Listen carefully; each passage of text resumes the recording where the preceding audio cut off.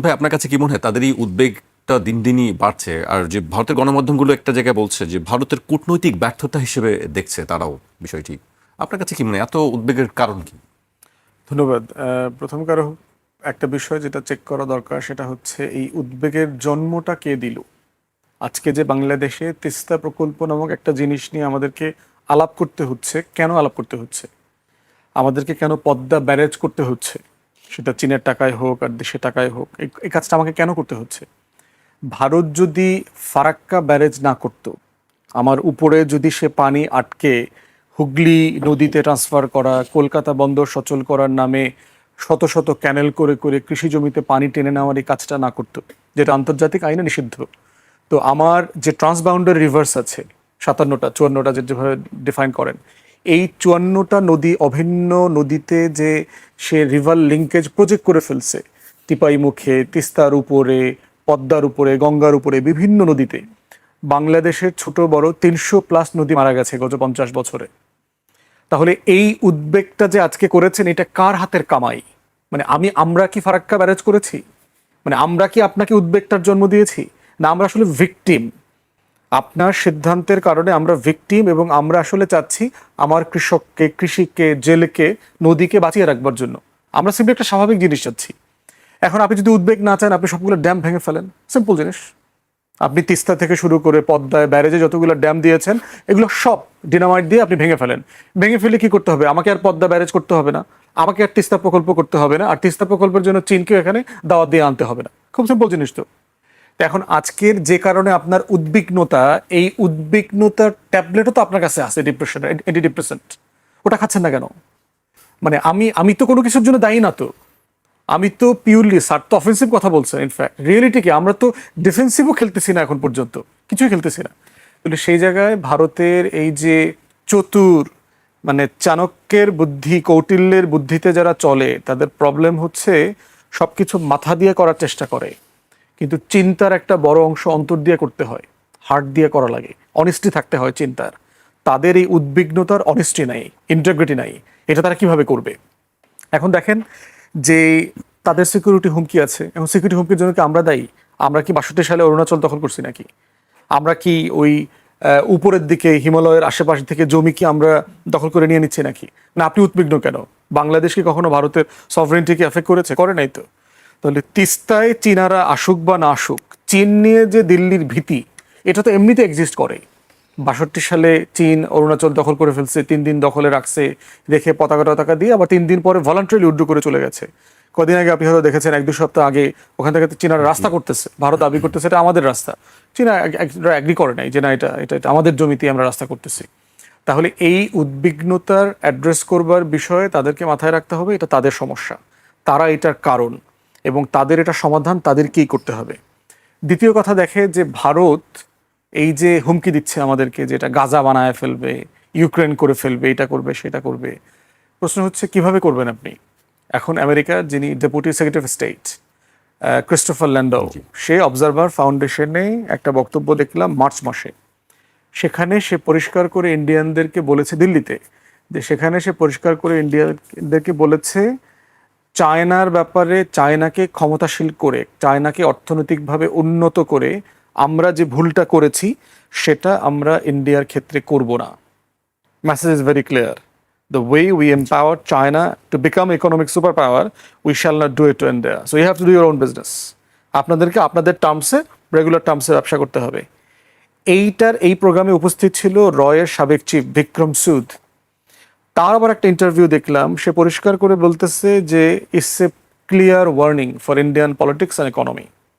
এবং এইটার ওয়ার্নিংয়ের সূত্র কিন্তু আমরা দেখতে পাচ্ছি। দেখেন, রেসিপ্রোকাল ট্যারিফ এগ্রিমেন্ট দিয়ে যেটা করেছে, মোদির উপরে তো এক্সট্রা কর চাপায় দিচ্ছে, শুধু রেসিপ্রোকাল করে নাই, যেহেতু সে মাতব্বরি করতে গেছে তার উপরে আরও বেশি চাপায় দিচ্ছে। দ্বিতীয়ত দেখেন, গত সেই 90-এর দশক থেকে ভারত থেকে B-121 ভিসা সমত ওই আইটি সেক্টরে প্রচুর লক্ষ লক্ষ মানুষকে তারা নিয়েছে। এটা ভিসা বন্ধ করে দিয়েছে ট্রাম্প। সে শুধু তাই না, হাজার হাজার অবৈধদেরকে কার্গো প্লেনে করে, প্যাক করে, গুদামজাত করে, মানে গুডসের মতো, পণ্যের মতো করে ভারতে পাঠায় দিচ্ছে। অতএব এই যে বাস্তবতা, ট্রেড এগ্রিমেন্ট হচ্ছে না, রেসিপ্রোকাল ট্যারিফ এগ্রিমেন্ট দিয়ে দেখবেন যে বাংলাদেশের অনেক সুশীল বুদ্ধিজীবীরা প্রচুর আলাপ করে, বাংলাদেশ নির্বাচনের 3 দিন আগে এরকম একটা গোপন চুক্তি করছে, আমরা we are talking about 6-7-8 billion dollar. ভারতের উপরে 500+ বিলিয়ন ডলারের বোঝা চাপাই দিয়েছে ট্রাম্প ট্রেড এগ্রিমেন্ট করে। অতএব এটা খুব পরিষ্কার যে আপনি যেখানে খেলবেন, আপনার খেলার যে আপনার ব্লাড সার্কুলেশন দরকার, আপনার যে অর্থনীতি দরকার, সেই অর্থনীতি আসলে ভারতের নাই। সে এটা প্র্যাকটিক্যালি করতে পারবে না। এবং এইবার যে মধ্যপ্রাচ্যের যুদ্ধে যে আমেরিকা ইসরায়েল হারলো, এর সাথে ইন্ডিয়াও তো হেরেছে, একসাথে হেরেছে। অতএব এই যুদ্ধে হারার মধ্য দিয়ে তার অর্থনীতিও তো বিপদগ্রস্ত অবস্থায় আছে। সে তো আর ইরানের মতো রিহ্যাবিলিটেশন তহবিল থেকে টাকা নিতে পারবে না, তার তো এটা সুযোগ নাই। আবার ইকুয়ালি দেখেন যে সে গ্লোবালি ডিপ্লোম্যাটিক জায়গাতে দেখেন তার যে নেইবারহুড, তার যে মহল্লা, তাকে ভারতকে অনেকেই আঞ্চলিক পরাশক্তি বলে। সে আসলে আঞ্চলিক পরাশক্তিও না, সে রাষ্ট্রই তো না, একটা ফ্র্যাকচার নেশন। সে ভারত আসলে একটা কলোনিয়াল স্টেট। তো এইখানে দেখেন তার মহল্লায় কোনো রাষ্ট্র নাই, কোনো দেশ নাই যে তার কথা শোনে। মানে নেপালের প্রধানমন্ত্রী তার সচিবের সাথে দেখা করে নাই, বলে এইসব সচিব টচিবের সাথে দেখা করার সময় আমার নাই, মোদিরে পাঠাও। ফেরত পাঠায় দিচ্ছে। তো সেইখানে আপনার বোঝা দরকার যে ভারতের ইন্টারনাল বাস্তবতাটা কোথায়। পলিটিক্সের অবস্থা দেখেন, ইটস ভেরি টেন্টেড পলিটিক্স, কোনো পলিটিক্স নাই। বিজেপি ভারতের পলিটিক্স শেষ করে দিয়েছে, ভোট নষ্ট করে দিয়েছে, নির্বাচনী ব্যবস্থা ধ্বংস করে দিয়েছে, সকল রাজনৈতিক দলের এমপি মন্ত্রীদেরকে, বিরোধী দলেদেরকে ভয় ভীতি দেখায় দল ভেঙে দিচ্ছে। মানে ইটস এ টোটাল ক্যাওয়াস। এবং দেখেন এই ভারতটা কি, সে কিন্তু একটা কলোনিয়াল স্টেট, যেই ভারতের 84-85% নাগরিক স্বাধীন না, তার কোনো নাগরিক অধিকার নাই জাতপাতের কারণে। সেটা একটা কলোনিয়াল স্টেট। এখানে অচ্ছুত, দলিত, তারপরে হিন্দু মাইনরিটি তফসিলি জনগোষ্ঠী যারা আছে, এরপরে মুসলমান, খ্রিস্টান, পাহাড়ি জনগোষ্ঠী, সবাই হচ্ছে এখানে একটা কলোনিতে বসবাস করছে। অতএব এইরকম একটা কলোনির রাষ্ট্রে থেকে আপনি কার সাথে যুদ্ধ করবেন? কে আপনার সাথে যুদ্ধ করবে? কয়দিন যুদ্ধ করতে পারবেন? আপনার রসদ আসবে কোত্থেকে? আপনার চারপাশে তো কোনো বন্ধু রাষ্ট্র নাই। অতএব সেই জায়গায়, এবং দেখেন ভারতের ইন্ডিয়া মানে আমেরিকার জায়গা থেকে দেখেন, যার যে ইন্ডো প্যাসিফিক স্ট্র্যাটেজি, আইপিএস তো ট্রাম্প এসে শেলফ করে দিচ্ছে। ইন্ডো প্যাসিফিকের ইন্ডো শব্দটাই কেটে দিচ্ছে প্যাসিফিক কমান্ড থেকে। অতএব সব কিছু মিলায়ে আপনার দেখবেন যে এই যে তুলসী গাবার্ড রিজাইন করলো গত কদিন আগে। তুলসী গাবার্ড আপনার মনে আছে কিনা? ট্রাম্প আসার পর যখন তারা দায়িত্ব দিল, ভারতীয় তো দেবতা বানায়া পূজা টুজা দিয়া টিয়া, এই একজন লোক আমাদের আসছে দেবদূত, তিনি এখন আমাদের জন্য হয়ে কাজ টাজ করবেন টরবেন, ওনার পথ চলে গেছে। তো সব কিছু মিলে Bharat is in crisis, is a serious crisis. তার রাষ্ট্র থাকবে কিনা এটার জন্য কাউকে দায় দিতে হবে না। মানে চীন, বাংলাদেশ, পাকিস্তান কেউ কিন্তু তার রাষ্ট্র ভাঙার জন্য চেষ্টা করতেছে না। এইটা তার নিজের অর্জন, তার ফল। পশ্চিম বাংলা দেখছেন না, কদিন আগে আপনার দিবস পালন করেছে, আপনার পশ্চিম বাংলা দিবস পালন করেছে 20শে জুন।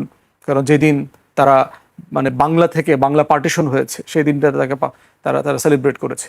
তো সব কিছু মিলিয়ে তার উদ্বিগ্ন হবার জায়গাতে তাকে বোঝা দরকার, চায়নার দিকে তাকায়া উদ্বিগ্ন হবার দরকার নাই, বাংলাদেশের দিকে তাকায়া উদ্বিগ্ন হবার দরকার নাই, পাকিস্তানের দিকে তাকায়া উদ্বিগ্ন হবার দরকার নাই। নিজের দিকে তাকান, খালি ফারাক্কা ব্যারেজের দিকে তাকান। আপনার যে 54টা নদীতে আপনি আমার পানি ফ্লো বন্ধ করে দিয়েছেন, ওই দিকে তাকান, ওইটা ডিনামার দিয়ে ওইটা ভেঙে দেন। তাহলে আমরাও তিস্তা প্রকল্প শেলফ করে দেবো, সাসপেন্ড করে দেবো। চীনকেও আসতে হবে না, বেইজও করতে হবে না, কোনো ক্যামেরাও বসাইতে হবে না। আপনারা শান্তিতে থাকতে পারবেন, আমরা শান্তিতে থাকতে পারবো। সিম্পল জিনিস। জি, গণমাধ্যমগুলো অনেকগুলো খবর দেখছিলাম, কিন্তু সংক্ষেপে যদি আমি বলতে চাই যে তারা একাধারে বাংলাদেশ চীনের এই নতুন অংশীদারিত্বকে ভারতের উত্তর পূর্বাঞ্চলীয় নিরাপত্তার জন্য একটি কৌশলগত লাল সংকেত হিসেবে দেখছে, মানে রেড সিগন্যাল বলছে তারা। আবার একই সাথে নতুন দিল্লির প্রতি আহ্বান জানাচ্ছে যেন তারা ঢাকাকে পুরোপুরি বেইজিংয়ের দিকে ঠেলে না দিয়ে কার্যকর কূটনৈতিক সম্পর্ক পুনরুদ্ধার করে। দুটি বিষয়, একটি লাল সিগন্যাল, আরেকটি হচ্ছে সম্পর্ক পুনরুদ্ধার করা। কিভাবে সম্ভব স্যার এই বিষয়গুলো? এটা সম্ভব হতো যদি বিজেপি না থেকে কংগ্রেস ক্ষমতায় থাকতো, কিংবা এমনকি বিজেপির ওই যে অটল বিহারী বাজপেয়ীর মতো একজন প্রধানমন্ত্রী ভারতে থাকতো। কিন্তু বর্তমান ভারতের যে প্রধানমন্ত্রী, যা একেবারেই আরএসএস দ্বারা ডমিনেটেড, এটা কিন্তু ভারতের ইতিহাসে কখনো হয়নি। কেউ কল্পনাই করতে পারেনি যে সরাসরি আরএসএসের অখণ্ড ভারতের ধারণা একেবারে কার্যকর পররাষ্ট্র নীতির একটা রোড ম্যাপ হিসাবে এমার্জ করবে। আমরা তো এটা ভাবিনি। পাকিস্তান দেখতে পাচ্ছে যে খুবই অবাক হয়ে যে এইভাবে ইন্ডাস ওয়াটার্স ট্রিটি, একটা আন্তর্জাতিক চুক্তি guaranteed by the world bank, সেটা এখন ভারত ভাঙছে, মানে একেবারে অবলীলায়। কোনোভাবে আন্তর্জাতিক আইনের প্রতি ভারতের কোনো সামান্যতম শ্রদ্ধাও নাই। সে নিজে যেভাবে মনে করে একতরফাভাবে ইন্টারপ্রেট করছে। এটাই কিন্তু সবচেয়ে সর্বনাশা বাস্তবতা।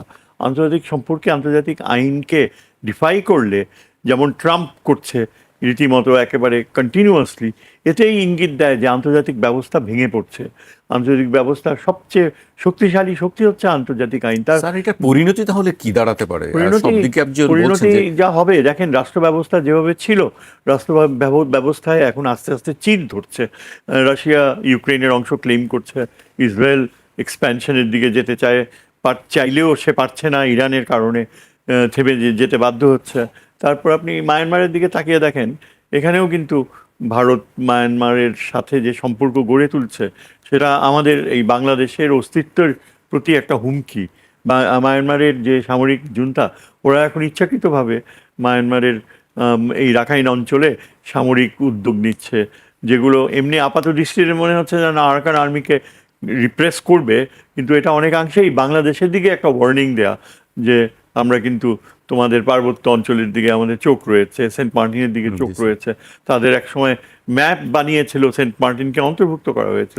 এইগুলো সমস্যা সমাধানের একমাত্র উপায় হচ্ছে চীনকে আমাদের মিত্র হিসাবে, সামরিক মিত্র হিসাবে গ্রহণ করার ব্যাপারে দ্রুত পদক্ষেপ নেওয়া।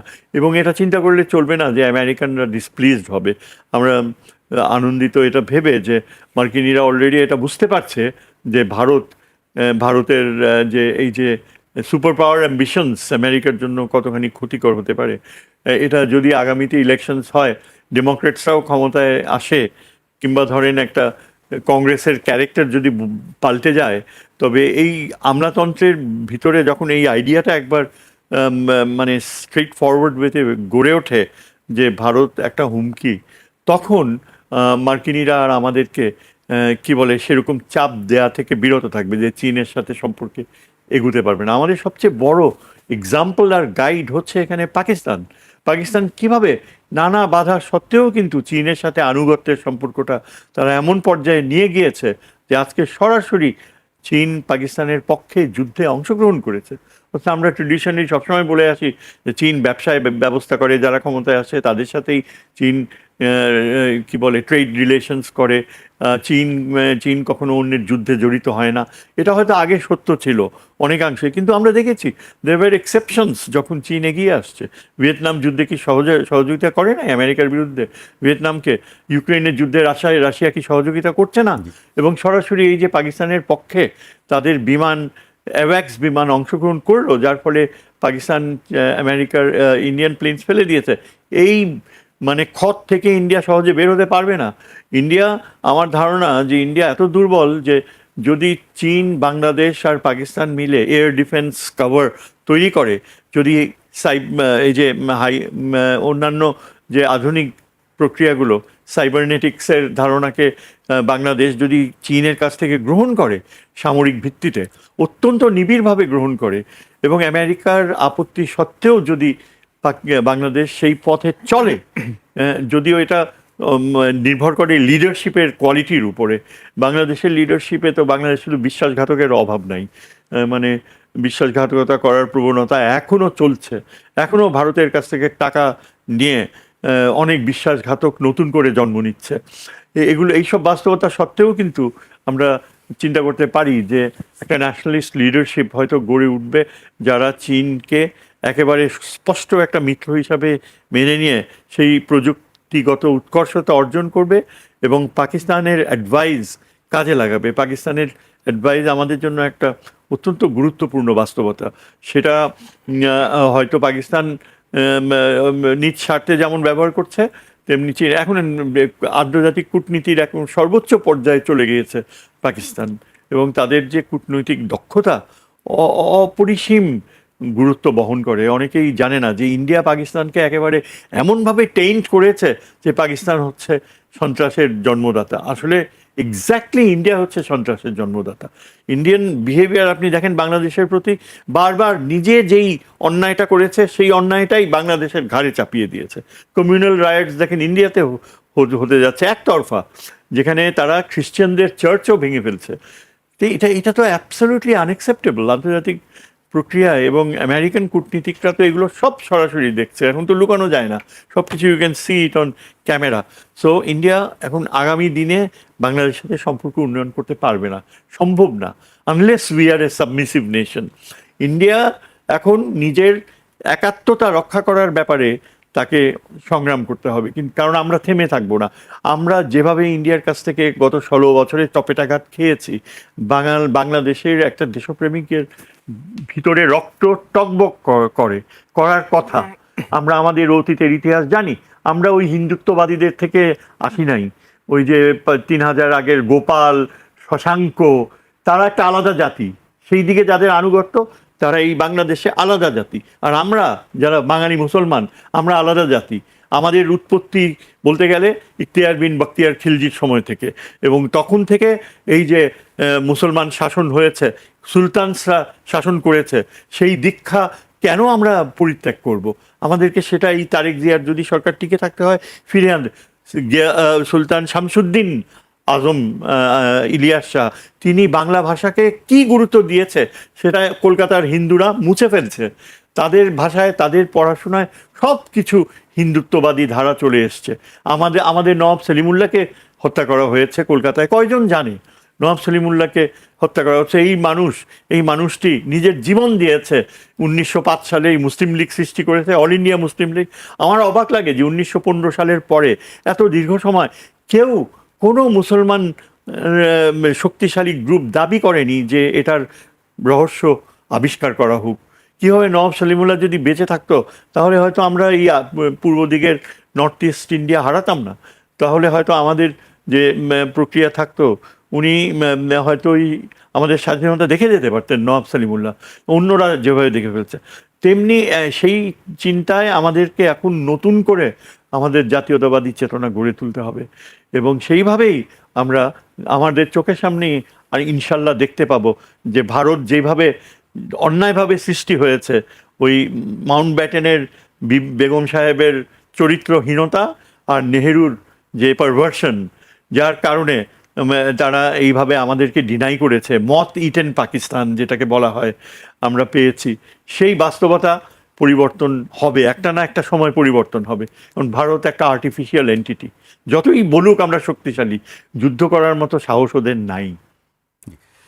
স্যার, আমরা একেবারে শেষ পর্যায়ে চলে এসেছি। আমি ফত ভাই কাছে আসতেছি একটু অন্যদিকে মানুষের আমরা আবার দেখলাম যে যুক্তরাষ্ট্র ইরান যুদ্ধ, ট্রাম্পের বক্তব্য, তিনি বলছেন যে এটি সময়ের অপচয় হয়েছে, মাত্র সব কিছু শেষ হয়ে গেছে। শুরুটা আবার হবে নাকি শুরু তো হয়েছে, আমরা দেখলাম হামলা। আমরা তো আসলে কেউই এই চুক্তির বহুদিন চলবে অথবা আমেরিকা এটা টিকায় রাখবে অথবা ট্রাম্প এটা মান্য করবে এমনটা আশা আসলে দুনিয়াতে কেউই করে নাই।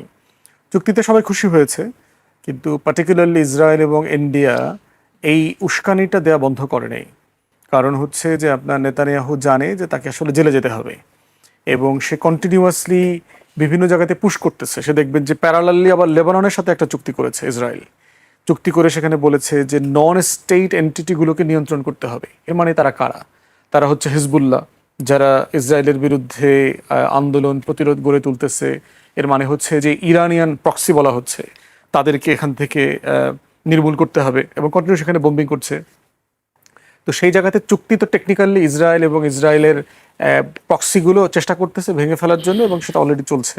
অতএব এখানে আমি খুব বেশি আশ্চর্য হইনি। এবার যেটা হচ্ছে যে প্রতিদিন যেটা ঘটতেছে তার মধ্য দিয়ে আমেরিকা তার দুর্বলতা এক্সপোজ হচ্ছে।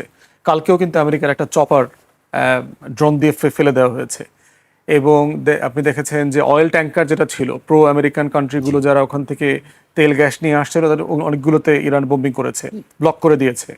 এবং কুয়েত এবং বাহরাইনের প্রায় 85টা ভেন্যুতে ইরান বোম্বিং করেছে। অতএব একটা বিষয় খুব পরিষ্কার যে চুক্তিতে যেগুলো অ্যাগ্রি করেছে, যদি আমেরিকা সেগুলো না মানে, ইরানের স্পিকার তো অলরেডি বলে দিয়েছে যে আমরা যুদ্ধের জন্য প্রস্তুত আছি, এবং তারা সেটা কন্টিনিউ চালিয়ে যাবে। এবং ইরান কনফিডেন্স লেভেলে এখন ভেরি হাই। ইমাম খামেনির জানাজাকে কেন্দ্র করে সারা দুনিয়ার হেড অফ স্টেটরা যেভাবে গেছেন ওখানে, তাদেরকে শোকেস করেছেন, এক সপ্তাহব্যাপী ফিউনারাল স্টেট লেভেলে সার্ভ করেছে। তো সব কিছু মিলিয়ে মানে Iran is in the upper hand now. So Trump যেটা করছে সিম্পলি, কেউ বলছে এটা দিয়ে আসলে ব্যবসা করছে, মধ্যপ্রাচ্যগুলোকে ভয় দেখায় প্রচুর ইনভেস্টমেন্ট নিতেছে। Kuwait, Qatar, Saudi Arab trillions of dollar invest করবে বলে অলরেডি ওয়াদা দিয়েছে। $15 ট্রিলিয়ন আপনার ইনভেস্টমেন্টের ওয়াদা আসছে, কিন্তু উল্টাটাও আসছে। গত 4 মাসে আমেরিকার ইকোনমিক লসের কথা বলা হচ্ছে প্রায় $400 বিলিয়ন। তার ভিতরে যুদ্ধের ক্ষতি আছে, বিজনেসের ক্ষতি আছে। এই যে রেসিপ্রোকাল ট্রেড এগ্রিমেন্ট যেগুলো হয়েছে, অনেকেই এখন আমেরিকার সাথে কেনাবেচা বন্ধ করে দিয়েছে। কারণ আমি গরিব দেশ, তোমার কাছ থেকে কিনলে যদি আমার বেশি খরচ হয়, আমি তোমার কাছে কিনবো না ভাই, বেচবো না তোমার কাছ থেকে, আমি অন্য জায়গা থেকে কিনবো, অন্য জায়গায় বেচবো। আমি অর্থনীতির ডাইভার্সিফিকেশন করব। আবার ইকুয়ালি যেটা হচ্ছে যে আপনার এক্সপোর্ট ইম্পোর্ট ধসে যাওয়ার কারণে যেটা হচ্ছে আমেরিকার ডোমেস্টিক ইকোনমি সাফার করতেছে, তার লেবার মার্কেট সাফার করছে। তো সবকিছু মিলায় হচ্ছে যে আমেরিকার অর্থনীতির অবস্থা কিন্তু ভালো না। তো এই বাস্তবতাটা যদি ট্রাম্প কন্টিনিউ করে, তাহলে তাকে সাফার করা কন্টিনিউ করতে হবে। আমি ইরান অথবা গ্লোবাল সাউথকে যদি ধরি, তার আসলে হারানোর এখানে কিছু দেখছি না। স্যার কাছে আসছে, স্যার কিভাবে দেখছেন, মানে যুদ্ধ কি মানে একেবারে ফুল স্কেলে শুরু হবে নাকি এইরকম ভাবেই চলতে থাকবে? না, আমার মনে হয় না।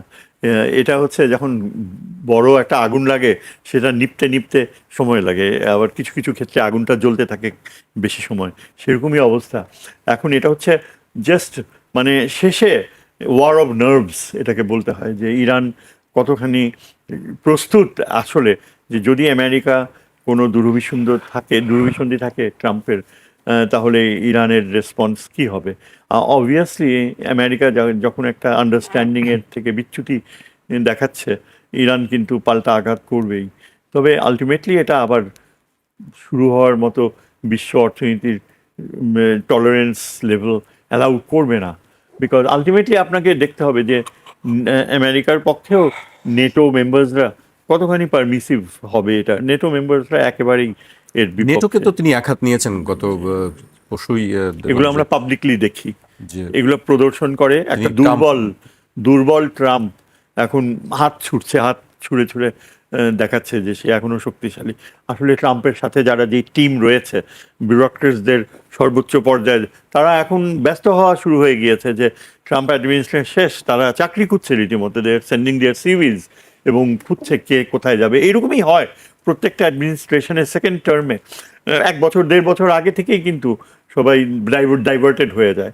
কাজেই nobody is mentally ready to pick up the war phenomena. আর পেন্টাগনে এখন অনেকেই গলা কাটা যাবে নেক্সট অ্যাডমিনিস্ট্রেশনে। সবাই আমাদের এখানে যেমন আছে না, আর্মি ভিতরে জেনারেলদের সাহেবদের মধ্যে কিছু কিছু লোক, তারা প্রমাণিত করতে চায় যে হাসিনার সময় আমরা, যিনি কদমবুচি করেছিলেন হাসিনাকে প্রথম, তিনি এখনও এনডিসিতে যে লেকচার দিয়ে আসছে সেদিন, কি বলে, theories and reality of Jio politics. Imagine যে কতখানি তারা দেখাতে চায় যে আমরা লয়্যালটি। সেখানে আমেরিকাতেও জেনারেলসরা কিন্তু সবাই সচেতন হয়ে যাবে, মানসিকভাবে আবার যুদ্ধ চালিয়ে যাওয়ার মতো ট্রাম্পের ওই ডিসপ্লের সাথে কাজ করবে না। সুতরাং এই প্রক্রিয়াটা যে চলছে, ট্রাম্প দেখতে পাবে যে হি ইজ বিং আইসোলেটেড। কংগ্রেসও is not ready to put forth his huge bill for war. হ্যাঁ, সুতরাং আমি বলতে পারি, আমার যা শিক্ষা রয়েছে, আমি যতটুকু বলতে পারি যে যুদ্ধ শেষ হওয়া অনিবার্য। কিন্তু এর পরবর্তীতে আমরা যদি বলি যে পারস্য উপসাগরে পুরো নিয়ন্ত্রণ তো সে লুজ করেছে, সেক্ষেত্রে ইরান এখন পাওয়ারে আপার হ্যান্ডে আছে, সেক্ষেত্রে ওই অঞ্চলের ভূ রাজনৈতিক অবস্থা থেকে পুরোটাই তার নিয়ন্ত্রণেই থাকবে বলে আপনার মনে না, হয়? তার নিয়ন্ত্রণে থাকবে না, একটা সমীকরণ আসবে। এখন দেখেন, ইরান কিন্তু ভূ রাজনৈতিক ক্ষেত্রে নির্ভরশীল হয়ে গিয়েছে ইরানের উপরে। ইরানের ভিতর দিয়ে তার বিশাল অ্যামাউন্ট অফ তেল, সৌদি আরবের তেল চীনে যাচ্ছে, সেন্ট্রাল এশিয়া পার হয়ে, এবং এটা খুব কম সময়ে যাচ্ছে, ব্যয়ও অনেক কম। এই যে চীনের এইসব উদ্ভব করার প্রবণতা, এটা সৌদি আরবকে এফেক্ট করবে, অন্যান্য দেশকে। দেখেন ইউএই কিভাবে ইরানের কাছে ক্ষমা চেয়েছে, বলে যা টাকা চাও সব দিব, তোমরা আমাদেরকে কিছু ক্ষতি করো না। আমার মনে হয় একটা ইকুইলিব্রিয়াম দাঁড়াবে। আমেরিকা ফুললি উইথড্র করবে না, কারণ এখনও সেখানে কাতারে তার সেন্টকম হেডকোয়ার্টার্স রয়েছে। ইসরায়েলকে এখন একটা ইলেকশনের কারণে নেতানিয়াহু কিছুদিন হয়তো দেখাবে, কিন্তু আমার মনে হয় নেতানিয়াহুর শেষ চলে এসছে। আমার মনে হয় আলটিমেটলি ইসরায়েলের ওই পক্ষটা যারা যুদ্ধ পরিহার করতে চায়, তারাই হয়তো আগামী ইলেকশনে জিতবে।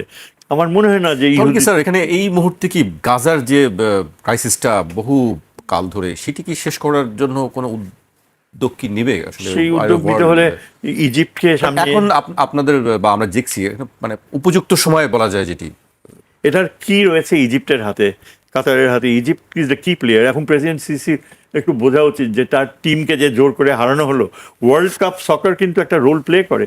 এবং আমার তো ধারণা ছিল যে Sisi will pick up the phone, tell Trump যে look, you get the match replayed, or I am going to quit as your ally, এরকম কিছু যদি ফোন করে বলে আমি রেড অবাক কার্ডের হতাম মতো, না। যেটা রেড কার্ডে তার আমি অবাক হতাম না। তবে আসল কথা হচ্ছে যে এটা অনেকাংশেই নির্ভর করছে ইজিপ্টের হাতে, আর এইদিকে এই যে কাতার, তারপর টার্কি, এদের হাতে। আমার মনে হয় ফিলিস্তিন রাষ্ট্রের ধারণা আরও কাছাকাছি চলে আসছে। স্বয়ং মার্কিন যুক্তরাষ্ট্রেও কিন্তু ইয়াঙ্গার জেনারেশন অত্যন্ত সজাগ, তারা ফিলিস্তিন রাষ্ট্রের পক্ষে চলে আসছে। সারা বিশ্বব্যাপী ফিলিস্তিন রাষ্ট্রের পক্ষে আমরা নাটকীয় কিছু ঘটে যাবে আগামী বছরের মধ্যে। এই বছরেই আমার মনে হয় আমাদের জেনারেল অ্যাসেম্বলির প্রেসিডেন্ট যিনি হচ্ছেন বাংলাদেশের প্রতিনিধি, তিনি একটা নাটকীয় কিছু করে বসলেও আমি অবাক হব না, কেননা তাকে একটা একটা কিছু করে সে বের হয়ে আসতে চায় যে আমি জেনারেল অ্যাসেম্বলিতে মেজরিটিয়ারিয়ানিজমের প্রাধান্যকে সুপ্রতিষ্ঠিত করে নিরাপত্তা পরিষদকে বাধ্য করেছি তার পদ থেকে সরে আসতে। এরকম একটা কিছু করাটা আগামী 1 বছরের মধ্যে যদি ঘটে, তাহলে আমি তো বলবো যে সত্যিকার অর্থেই বিশ্ব ব্যবস্থায় একটা মানুষ জেগে উঠেছে, জাতিগোষ্ঠী জেগে উঠেছে। জি স্যার, অনেক আশাবাদী, আমরাও আশাবাদী হতে হতে চাই। চাই। প্যালেস্টাইন নিয়ে সবারই একটি আবেগের জায়গা আছে। আমি শেষ করবো, একেবারে শেষ পর্যায়ে চলে এসেছি। ফুয়াদ ভাইকে দিই, আপনার কাছে কি মনে হয় এটাই কি উপযুক্ত সময় যে আসলে আরব ওয়ার্ল্ডকে প্যালেস্টাইনের স্বাধীনতার জন্য তাদেরকে আবার এক হয়ে কাজ করার? আরব বিশ্বের জনগণ তো এই পক্ষে অলরেডি আছে। আপনি দেখেন আর্জেন্টিনা এবং মরক্কোর মিশরের ম্যাচে আপনার মিশরের যিনি কোচ ছিলেন তিনি তো ফিলিস্তিনের পতাকা উড়িয়েছেন, ফিলিস্তিনের পক্ষে কথা বলেছেন, এবং এটা সারা দুনিয়াতে যথেষ্ট অ্যাকসেপ্টেবল হয়েছে। অতএব এটা সমস্যাটা আপনার জনগণের না, আরব বিশ্বের শাসক গোষ্ঠী যারা হচ্ছে প্রচণ্ড রকমভাবে ইউরোপ আমেরিকার কাছে আপনার স্লেভ হয়ে গেছে, দাসত্বের সেই জায়গায় জায়গাটা চলে তারা গেছে। বের হতে পারবে কি আসলে? এই যে দাসত্বটা ভাঙছে আস্তে আস্তে করে, এই যে তাদেরকে যে ইরান যে শিক্ষাটা দিল, এবং এই যে ক্ষমতার ভারসাম্য পরিবর্তন হয়ে যাচ্ছে, এবং গ্রেটার ইসরায়েলের প্রকল্পটা ইতিমধ্যে ভেস্তে চলে গেছে, যে ইসরায়েলের এক্সপানশন প্রকল্পটা নাই। ঠিক একইভাবে যে প্রকল্পর কপি করে ভারত মনে করছে সে একটা অখণ্ড ভারতের একটা কল্পিত রাষ্ট্র বানাবে, একই প্রকল্প কিন্তু ভারত মহাসাগরে ডুবে গেছে। অতএব এটা একটা হিস্টোরিক্যাল সময়। আমি মনে করি যে ইসরায়েল ইজ সেই প্রায়া স্টেট, এটা কোনো অর্গানিক ফর্ম নাই এটার। অতএব এটা বেঁচে থাকার কোনো যৌক্তিক কারণ নাই, যার নিজস্ব জনগোষ্ঠী নাই, যার নিজস্ব আরব টেন্ডেন্সি নাই ওই রাষ্ট্র কাঠামো, ওই রাষ্ট্র চেতনার পক্ষে। আপনি সারা পৃথিবী থেকে কতগুলো ভাড়াটিয়া আনলেন, আইনে এক জায়গায় গ্যাদার করে বললেন এরা আমার দেশের নাগরিক। এইভাবে তো রাষ্ট্র হয় না। রাষ্ট্র তো একটা লড়াইয়ের মধ্য দিয়ে তৈরি হতে হয়, যারা ওই মাটির মানুষ, ওই জনগণ যারা লড়াই করে একটা রাষ্ট্র বানায়। ইসরায়েল আসলে কিন্তু সেরকম কোনো রাষ্ট্র না। এই কলোনিয়াল স্টেটের জায়গা থেকে ইসরায়েল একটা ফেইল্ড স্টেট, এবং এটা আমি আগামী 50 ইয়ার্সের ভিতরে এই রাষ্ট্র দেখি না আর কি। এটা জাস্ট ম্যাটার অফ টাইম। এটা একটা সময় আসবে যে ইউরোপ আমেরিকাকে আপনার এই পুরো 6-7 মিলিয়ন ইসরায়েলিসদেরকে আপনার রিফিউজি আকারে নিয়ে যেতে হবে আমেরিকাতে। বড় বড় স্টেট আছে, যে কোনো একটা স্টেট খালি করে দেবে, বিশাল জায়গা খালি পড়ে আছে আমেরিকাতে। সো ফিলিস্তিনি রাষ্ট্র একটা অনিবার্য জায়গা। সেটি কিভাবে দেখেন? আপনারা দুজনই খুবই আশাবাদী কথা বলছেন। এই যে লক্ষণগুলো দেখতে পাচ্ছি। কিন্তু ডোনাল্ড ট্রাম্পের যে প্ল্যান আমরা দেখেছি, যে গাজাকে নিয়ে তার যে বিশাল প্ল্যান, সে গাজাকে নতুন করে গড়তে চায়, নতুন করে সে ওখানকার রেল স্টেট গড়ে তুলতে চায়, সমস্ত কিছু তার প্ল্যান। কত পাগলের কত প্ল্যান থাকে আর কি। যে এখনো তো তার কন্ট্রোলে গাজা, গাজার নিয়ন্ত্রণ আসলে ইসরায়েলের নিয়ন্ত্রণে না, আপনার আমেরিকারও না। গাজার নিয়ন্ত্রণ হচ্ছে ফিলিস্তিনিদের উপরে, যারা প্রত্যেক দিন লড়াই করে ওখানে জীবনযাপন করছে এবং শহীদ হচ্ছে। তারা যদি কারো নিয়ন্ত্রণে থাকতো, তারা ওই এলাকা ছেড়ে চলে যাইতো, মিশর চলে যাইতো, ফিলিস্তিনি আপনার ইসরায়েলে চলে যাইতো, আমেরিকাতে চলে যাইতো। অফার দেওয়া হয়েছে তো আপনার টোটাল মিশরের সাইনাইতে নতুন করে ফিলিস্তিনি রাষ্ট্র করে দেবার অফার পশ্চিমারা দিয়েছে। টোটাল রাষ্ট্রটা বানায় দিবে, গাজাটা খালি করে দিতে হবে। রাজি হয় নাই তো। তাহলে গাজার নিয়ন্ত্রণ আসলে কার কাছে? মনে হচ্ছে সে মারা যাচ্ছে, মনে হচ্ছে সে আহত হচ্ছে, মনে হচ্ছে তার দালান কোঠা বুলডোজ করে দিচ্ছে, কিন্তু আসলে সেই নিয়ন্ত্রণে আছে, কারণ সে লড়াই করতে করতে জীবন দিচ্ছে। অতএব ওটার মালিক তারা, এবং মালিকদের হাতে এটা আছে। সবগুলো সাইন এবং সাইনপোস্ট তো যেটা বলছে আমাদেরকে দেখাচ্ছে, সেটা খুবই পরিষ্কার ডাইরেকশন যে এই স্টেটের থাকবার কোনো সুযোগ নাই। শুধু তাই না, আরব বিশ্বের ম্যাপও বদলে যাবে ফিলিস্তিনকে কেন্দ্র করে। ফিলিস্তিনের পক্ষে যারা যারা থাকবে না আরব শাসক গোষ্ঠীর ভিতরে, তাদের রাষ্ট্র এবং তাদের ক্ষমতা থাকবে কিনা সেটাও আগামী দশকগুলোতে প্রচণ্ড আলোচনার এবং চ্যালেঞ্জের মুখোমুখি হবে। তো সেই জায়গায় আমি একই পরিণতি দেখতে পাচ্ছি, ভারতের যে পরিণতি হবে ইসরায়েলেরও একই পরিণতি হবে। এবং এই সুপার পাওয়ার করে একটা যে ইউনিপোলার রাষ্ট্র সোভিয়েত ইউনিয়নের পতনের পরে আমেরিকা করেছে, সেটা থেকে আমরা দেখতে পাচ্ছি যে মাল্টিপোলার ক্ষমতার বলয় তৈরি হচ্ছে এবং গ্লোবাল সাউথ অনেক বেশি অ্যাসার্টিভ হচ্ছে বিভিন্ন ফোরাম থেকে, সেটা চায়না বলেন, চায়নার নেতৃত্বে বলেন, অথবা আসিয়ান বলেন, ব্রিক্স বলেন, বিভিন্ন ফোরাম তাদের ক্ষমতা কিন্তু অ্যাসার্ট করছে। তো সেই জায়গাতে আমরা দেখতে পাচ্ছি যে মানে আমেরিকার সেই এক্সক্লুসিভ ক্ষমতার যে জায়গাটা সেটা অলরেডি ধ্বংস হয়ে গেছে। এটা এখনো আপনি দেখতে পাচ্ছেন, কারণ সে এখনো সবচেয়ে বড় অর্থনীতি, কোনো সন্দেহ নাই, কৃত্রিমভাবে বড় অর্থনীতি। জি, আমাকে শেষ করতে হচ্ছে আজকে এখানেই। স্যার, ফদ ভাই, দুজনকে আপনাকে অনেক ধন্যবাদ আমাদেরকে সময় দেওয়ার জন্য। আজ এখানেই শেষ করছি। রোববার আবার দেখা হবে ঠিক রাত 12টায়। আপনারা সবাই সুস্থ থাকুন, নিরাপদে থাকুন, আর 21-এর সঙ্গেই থাকুন।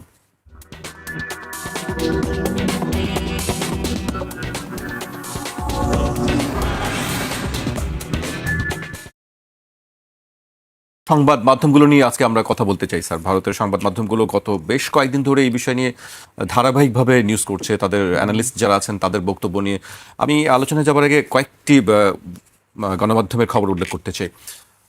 দ্য হিন্দু এবং আউটলুক বলছে, বেইজিং তিস্তা প্রকল্পকে কেবলই একটি জীবনযাত্রার মানোন্নয়নমূলক প্রকল্প বললেও এবং এটি কোনো তৃতীয় পক্ষকে টার্গেট করছে না বলে আশ্বস্ত করলেও নতুন দিল্লি একে সহজভাবে নিচ্ছে না। ভারতের দীর্ঘদিনের পানি কূটনীতির ফাঁক গলে চীন যেভাবে এই প্রকল্পে ঢুকে পড়েছে তাকে ভারতের কূটনৈতিক ব্যর্থতা হিসেবেও কেউ কেউ দেখছেন। ইন্ডিয়া ন্যারেটিভ বলছে, কিছু চরমপন্থী ও জাতীয়তাবাদী ধারার ভারতীয় বিশ্লেষক মনে করছেন, শেখ হাসিনা সরকারের আমলে ঢাকা যেভাবে ভারত ও চীনের মধ্যে একটি ভারসাম্য নীতি বজায় রাখত, বর্তমান সরকারের নীতি তার চেয়ে অনেক বেশি চীনপন্থী বা হাইপার প্র্যাগম্যাটিক। তাদের মতে বাংলাদেশ অর্থনৈতিক সংকটের কারণে চীনের প্রতি অতিরিক্ত কাঠামোগতভাবে নির্ভরশীল হয়ে পড়ছে, যা ভারতের জন্য চাপের। স্টার্ট নিউজ গ্লোবাল নামে আরেকটি সংবাদ মাধ্যম বলছে, কিছু ভারতীয় কৌশলগত বিশ্লেষক ভারতকে বাস্তবতা মেনে নিয়ে আরও চতুরতার সঙ্গে খেলার পরামর্শ দিচ্ছেন। তারা বলছেন, বাংলাদেশের উন্নয়ন এবং ঋণের জন্য চীনের মতো বড় অর্থনৈতিক অংশীদার প্রয়োজন। বাংলাদেশ তার সব ডিম্বাণু এক ঝুড়িতে, কেবল চীনের ঝুড়িতে রাখছে না, তারা ভারতের সাথেও সম্পর্ক স্বাভাবিক করার চেষ্টা করছে। তাই ভারতের উচিত আতঙ্কিত না হয়ে বাংলাদেশের অর্থনৈতিক ও বাণিজ্যিক চাহিদাকে নিজেদের অনুকূলে ব্যবহার করা। আরও অনেকগুলো বিষয় আছে, সেগুলো আমি হয়তো স্যার পর্যায়ক্রমে সুযোগ পেলে উল্লেখ করার চেষ্টা করব। একটা জিনিস আমরা দেখছি যে ভারতীয় সংবাদ মাধ্যমের একটি উদ্বেগ কাজ করছে, পাশাপাশি যারা থিঙ্ক ট্যাঙ্ক আছেন তারা একটা পরামর্শ দিচ্ছেন যে আসলে বাংলাদেশের সঙ্গে কিভাবে সম্পর্ককে ঠিক রাখা যায়। স্যার, আপনার কাছে কি মনে হয়, তাদের এই উদ্বেগের কারণটা কি? ধন্যবাদ। দেখেন, ভারতের উদ্বেগ তো নতুন কিছু না। বাংলাদেশ প্রতিটা স্টেপ নিলেই সেই ইউনূস সরকারের সময় থেকে যে কোনোভাবেই বাংলাদেশ যদি কোনো অল্টারনেট স্বাধীনতা দেখাতে যায় ফরেন পলিসিতে, অমনিতেই ভারত উদ্বেগের কথা বলে। মানে আমরা নড়াচড়া করলেই ভারতের উদ্বেগ সৃষ্টি হয়। সুতরাং এটাকে ইগনোর করাটাই শ্রেয়। আমি একটা গুরুত্বপূর্ণ বিষয়ে প্রথম থেকেই টাচ করতে চাই, যেহেতু সেটা দিয়ে শুরু করলেই বোধহয় ভালো হয়। কারণ ধরেন, এবার চীন সফরে আমার কাছে যেটা সবচেয়ে তাৎপর্যপূর্ণ মনে হয়েছে, তিস্তা তো ছিলই, তিস্তা অবশ্যই শীর্ষে রয়েছে, কিন্তু নতুন যে সবচেয়ে তাৎপর্যপূর্ণ বিষয় হচ্ছে এই যে করিডোরের ধারণাটা, যেটা স্বয়ং চীনের প্রেসিডেন্টের মুখ থেকে এসছে। যেহেতু এটা চীনের প্রেসিডেন্টের মুখ থেকেই এসছে এবং তার আগের ঘটনাবলিতে এই বিষয়টা উত্থাপিত হয়নি, সুতরাং চীনের প্রেসিডেন্ট এই যে প্রপোজালটা দিয়েছে যে সরাসরি চায়না থেকে একদম ঢাকার চট্টগ্রাম পর্যন্ত যে করিডোর হবে, করিডোর শব্দটা আসলে ঠিক না, যে রাস্তা তৈরি হবে, আসলে মায়ানমারের থ্রুতে একটা ট্রানজিট, তারপর সরাসরি রেল রোডও হতে পারে বা সরাসরি গাড়ি চালাবার রাস্তাও হতে পারে সেটা। আর করিডোর বললে অনেকটা মনে হয় একটা ষড়যন্ত্র তত্ত্ব, ভারতীয়রা খুব পছন্দ করে এই শব্দটা ব্যবহার করতে। তবে আমার ধারণা যে এই যে চীনের প্রেসিডেন্টের মুখ থেকে এটা বের হয়েছে, প্রথম কথা হচ্ছে, যা কিনা ভারতীয় সংবাদ মাধ্যম অলরেডি শুরু করে দিয়েছে বলা, অলমোস্ট প্রায় নিশ্চিতভাবে এক মহিলা আজকে শুনলাম একটা পডকাস্টে বলছে যে বাংলাদেশ তো অবশ্যই এই প্রস্তাব গ্রহণ করবে না, কেননা বাংলাদেশ বলবে যে যতদিন না মায়ানমারে গৃহযুদ্ধ শেষ হয় ততদিন এই প্রস্তাব মানা সম্ভব না। এই যে এই কথাটা বলল, এটা ভারতীয় সংবাদ মাধ্যমের একটা মানে অলরেডি প্রিপেয়ার্ড অ্যাপ্রোচ, যা কিনা এখানে কিছু কিছু মানুষ ব্যবহার করবে। আমি শঙ্কিত হয়ে যাচ্ছি যে সত্যি সত্যি যদি বাংলাদেশের কেউ বা আমলাতন্ত্রের কোনো প্রতিনিধি বা সংসদে বসা কোনো বিএনপির কেউ হঠাৎ চিন্তা করে যে এই সিভিল ওয়ার, গৃহযুদ্ধে কিভাবে এটা সম্ভব, সিভিল ওয়ার তো শেষ, এই ধরনের অবস্থান যদি নেয় তাহলে কিন্তু একেবারে মানে মেরে ফেলবে এই পুরো আইডিয়াটাকে। অন্যভাবে আমি বলবো যে এটা, এই প্রস্তাবটা যেহেতু চীনের প্রেসিডেন্ট স্বয়ং নিজে দিয়েছে, তিনি নিশ্চিত করবেন এবং চীন সরকার নিশ্চিত করবে যে এই যে মায়ানমারের দীর্ঘ পথ পাড়ি দিয়ে বাংলাদেশে আসবে সেই পথ নিশ্চিত থাকবে। কেননা আমরাও জানি ভূ রাজনীতির ছাত্র হিসাবে যে আরাকান পর্বতমালার পশ্চিম দিকটায় যেখানে এই আমাদের আরাকান আর চীন রাজ্য রয়েছে, এই জায়গাটা সংকট রয়েছে। কিন্তু এখানে তো পদচারণা হয়, চীনের বিশাল পাইপলাইন রয়েছে, চীনের একটা সামরিক উপস্থিতি যে থাকছে না তাও বলা যায় না। চীন স্টেটে আর আরাকানে গেলেই একটা চীনের একটা পোর্ট রয়েছে বঙ্গোপসাগরে।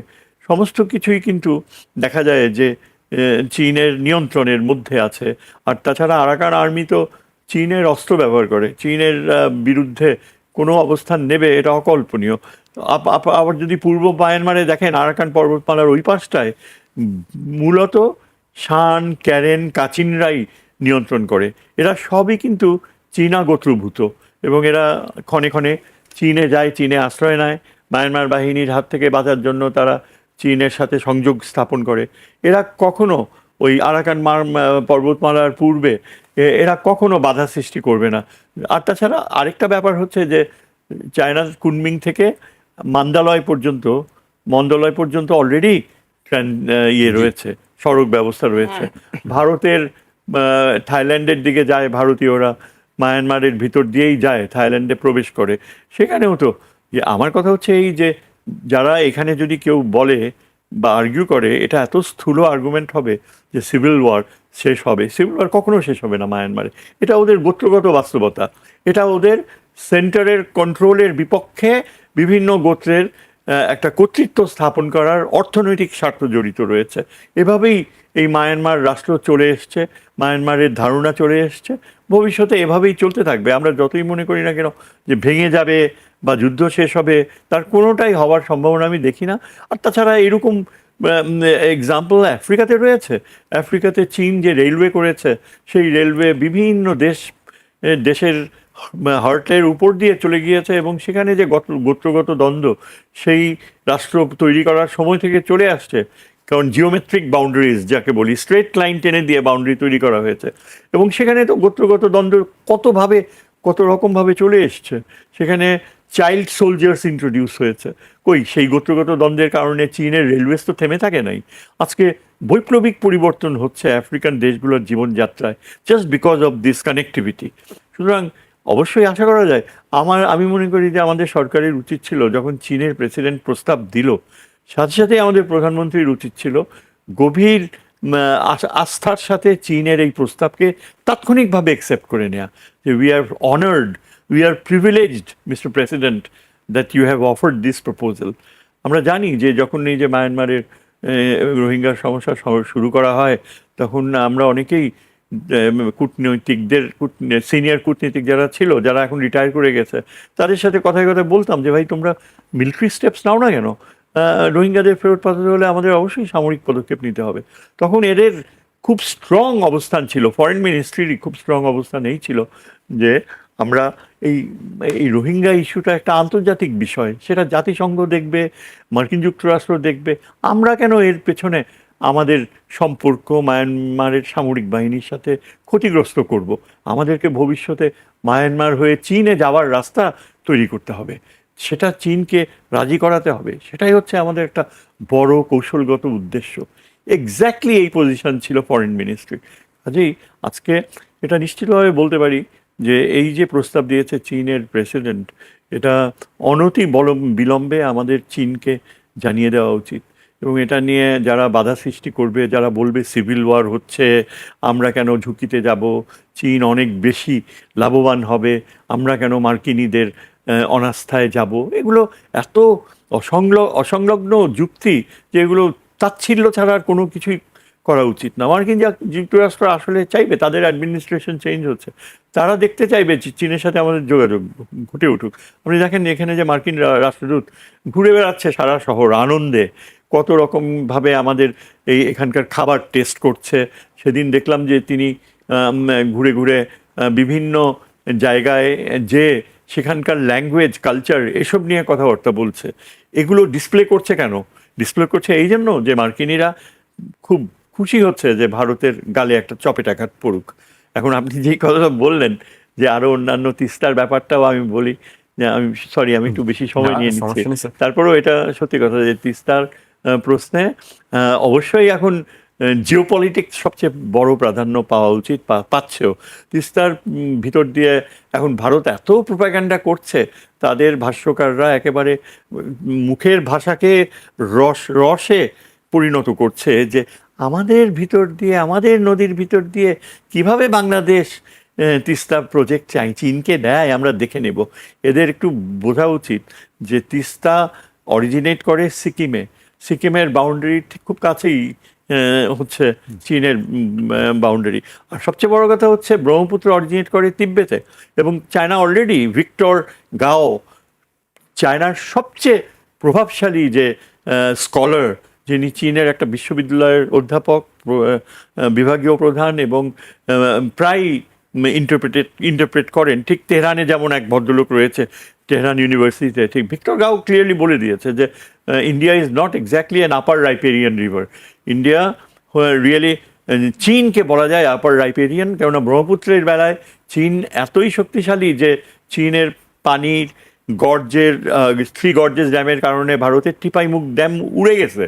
আমরা এত অ্যাপিল করতাম, তখন তারা শুনে নাই, এখন বাধ্য হয়ে শুনছে। এটা কিন্তু এখন ক্লিয়ারলি ভারতীয়রাও বলছে যে ব্রহ্মপুত্র কতখানি ক্ষতি করতে পারে, সেটা আমাদের ভেবে দেখার বিষয় ব্রহ্মপুত্র। কিন্তু বাস্তবতা হচ্ছে এই যে যদি সেভেন সিস্টার্সে পানি ফ্লো চীন কখনো বন্ধ করে, এই পাকিস্তান এখন চীনের দিকে ঝুঁকছে এই বিষয়ে, যে চীন যেন এই সিন্ধু নদীর স্বাভাবিক ফ্লো ইনশিওর করার জন্য ওই ব্রহ্মপুত্র নদীতে সেভেন সিস্টার্সের ব্যাপারে এই ভারতকে চাপ দেয়। এখন আমরা তো তিস্তার দায়িত্ব চীনকে পুরোপুরি দেওয়া উচিত। এমন খবর কেন পড়ি যে খুব শিগগিরই তিস্তার কাজ শুরু হবে, খুব শিগগিরই সেখানে নানা রকমের কাজ হবে।